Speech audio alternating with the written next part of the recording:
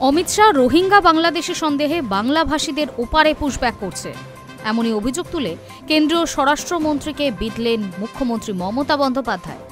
স্বরাষ্ট্রমন্ত্রীর দুচোখ ভয়ঙ্কর বলেও মন্তব্য করেন তিনি।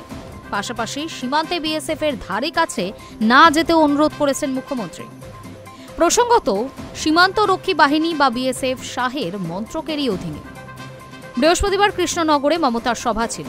ওই সভা থেকে ভিন রাজ্যে বাংলাভাষীদের ওপর হেনস্থার অভিযোগ নিয়ে কেন্দ্রের বিরুদ্ধে তোপ দেগেছেন মুখ্যমন্ত্রী। রোহিঙ্গা বাংলাদেশি সন্দেহে বাংলার বাসিন্দাদের পুশব্যাক করা নিয়ে আক্রমণ করেছেন শাহকে।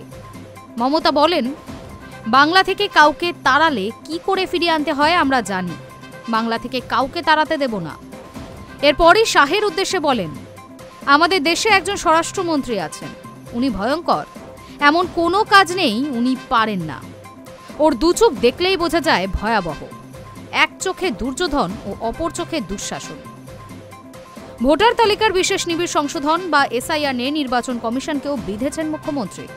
তিনি বলেন, বিজেপির আইটি সেলের তৈরি করা তালিকা দিয়ে ভোট করাবেন, যা ইচ্ছে করুন, কিছু করতে পারবেন না।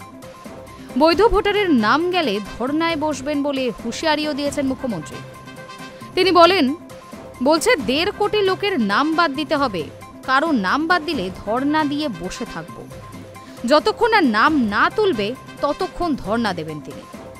মমতা জানান, এসআইআর নিয়ে বিজেপি সব রকম চেষ্টা করছে, কিন্তু কোনো ফল হবে না। মুখ্যমন্ত্রী বলেন, বিহার পারেনি, বাংলা পারবে। High news network.